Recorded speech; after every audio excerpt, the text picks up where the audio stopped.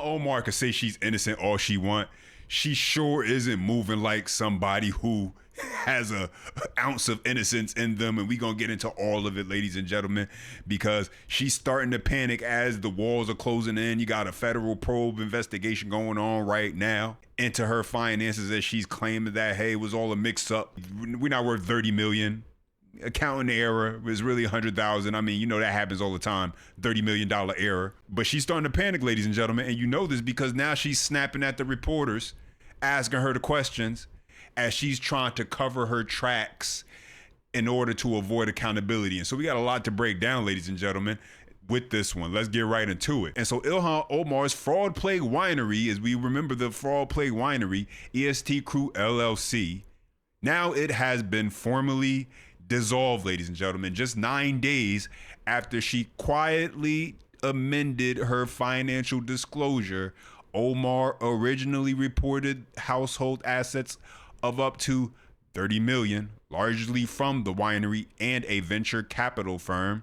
She then slashed it to just 95K, blaming it on an accounting error and insisting she's not a millionaire. And now when being questioned on it, let's listen to what she has to say. Tell us about your net worth dropping down to about 100,000.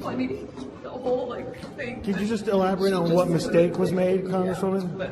What mistake was made on your financial disclosure forms to bring it down to 100,000 from up to 30 million?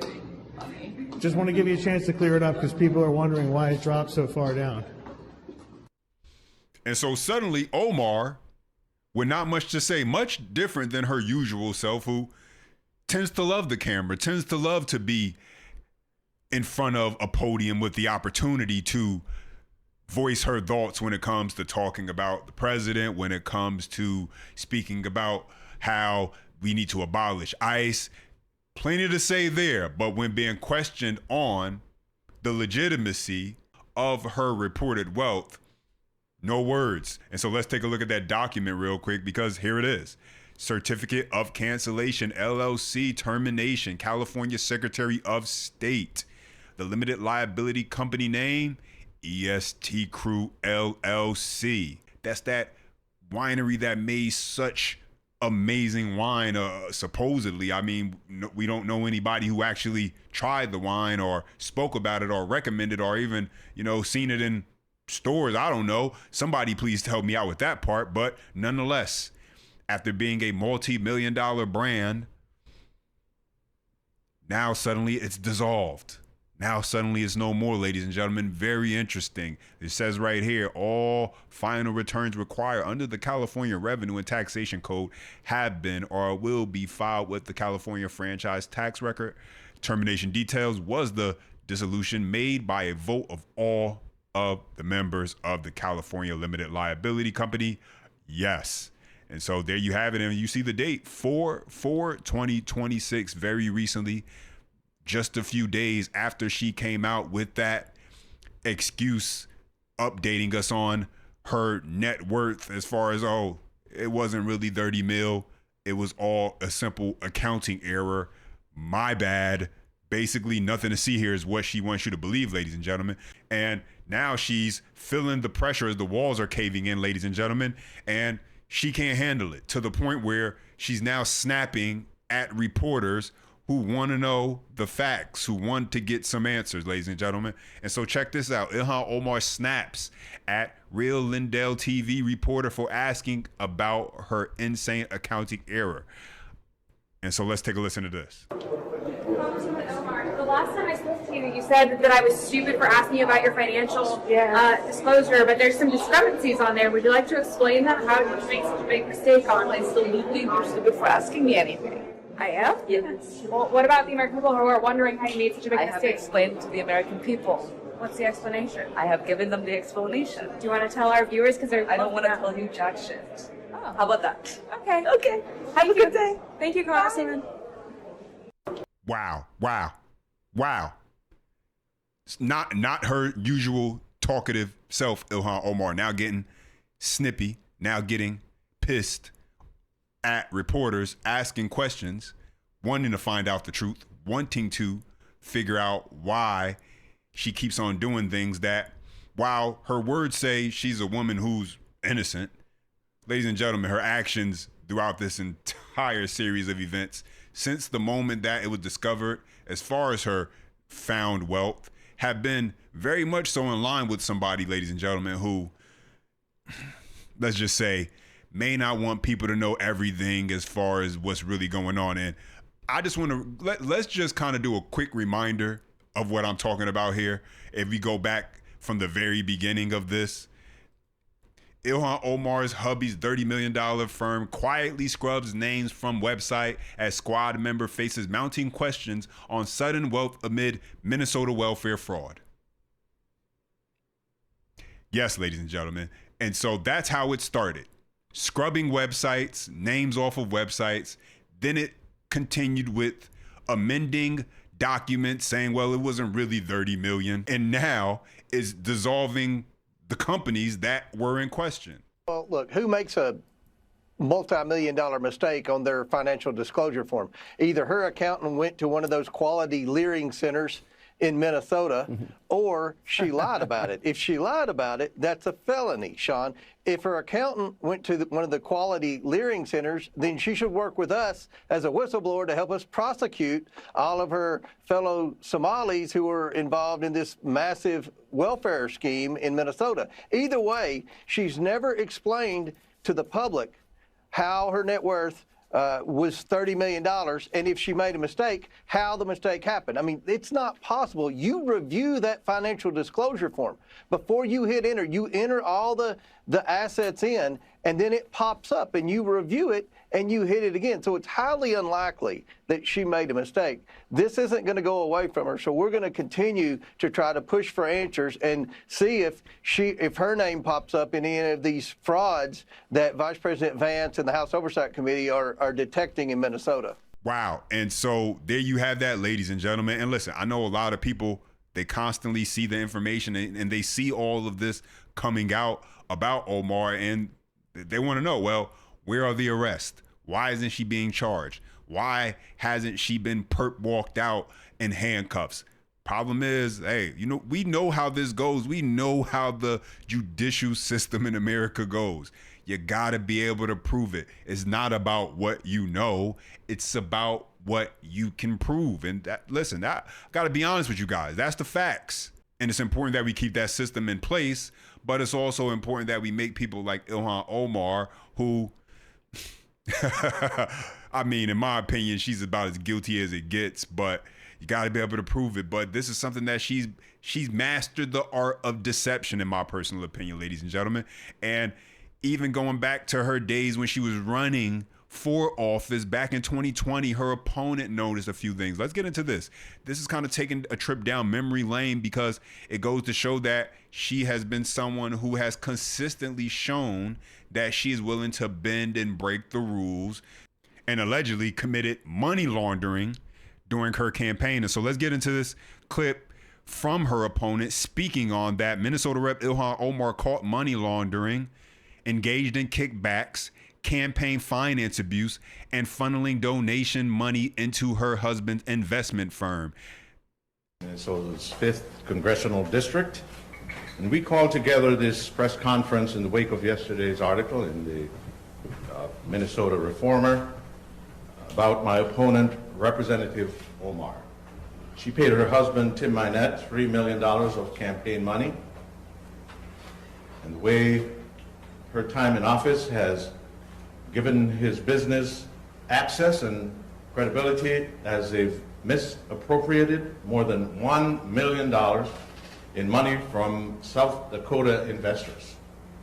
They left workers unpaid and found the funds frozen by the Office of Foreign Assets, control the U.S. Treasury Department in charge of enforcing sanctions. Unfortunately, this story is just the latest scandal in a string of new stories about Representative Omar that narrow the focus on her and bring us further from the type of progress our district and our country needs around issues that affect the lives of our neighbors.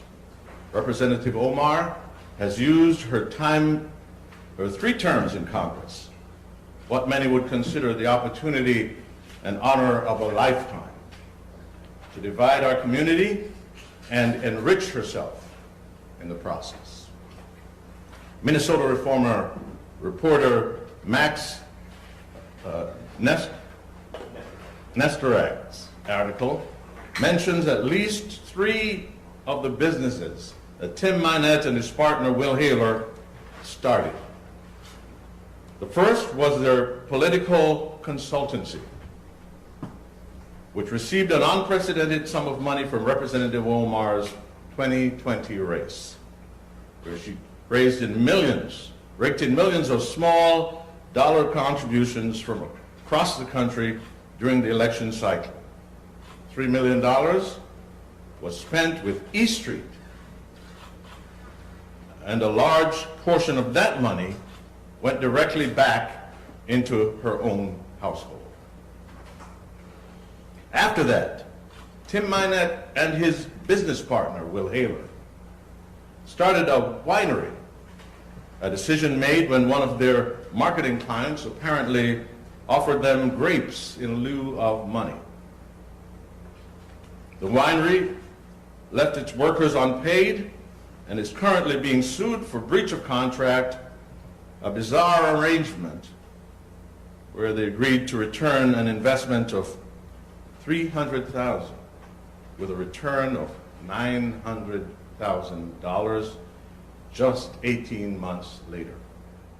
Yeah, and so she has been getting called out on this for quite some time now. But ladies and gentlemen, she's been able to avoid any real penalty or punishment for her actions. And many people feel like she's been able to do that because of the power she holds in her district. She controls much of the political influence within the Somali community in Minnesota.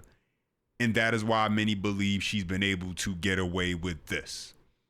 Because she has the influence, she has the control when it comes to state and local elections by being the voice and representative of the Somali community that has a huge voting bloc in Minnesota. And that's where a lot of this began. All of this goes back to the Feeding Our Future fraud, where, mind you, Omar helped open the floodgates that allowed the fraud to flow by introducing the infamous Mills Act, ladies and gentlemen. That is where much of this started. And Ilhan Omar not wanting to answer any questions. Not only that, she's revised how much income she's down to not even $100,000 after claiming to have upwards of $30 million. Do you believe that she's involved in somehow with this scheme? Well, she's complicit in a lot of ways. The timing is going to be when are we going to be able to prove it? But I can tell you this. I got involved in politics 6 years ago when she got in. I couldn't believe the rhetoric from this person. This country saved her and her family's life. And I just thought, where's the gratitude with that attitude? And it was dangerous to hear that from a federal elected official. And so I'm not surprised by where she is now. She said, and these are her own words, she's Somali first. She represents Somalia more than she does the United States of America. Well, that is interesting because, Michael, she apparently, put out the bill that then loosened all these regulations. And it was after that then that people who, by and large, if not exclusively, lived in her district, abused this loophole and then created these fictitious programs, including Feeding Our Future. She even was in one of the restaurants of a person who is involved in this, one of the people who's already been convicted, one of the largest people involved in it. Right. And she was there speaking on Somali TV of Minnesota. It's kind of an odd thing to even think they have. But Somali TV of Minnesota directly thanking the restaurant. The owner is this convicted co-sponsor, a donor to Ilhan Omar. And she said that, you're feeding all these days. Every day you give out 2,300 family and kids meals. At one point, they were claiming upwards of 5,000 meals a day. How in the world, Michael, did no one call out, hey, where is all this food? Where are the delivery trucks? Where are the kids?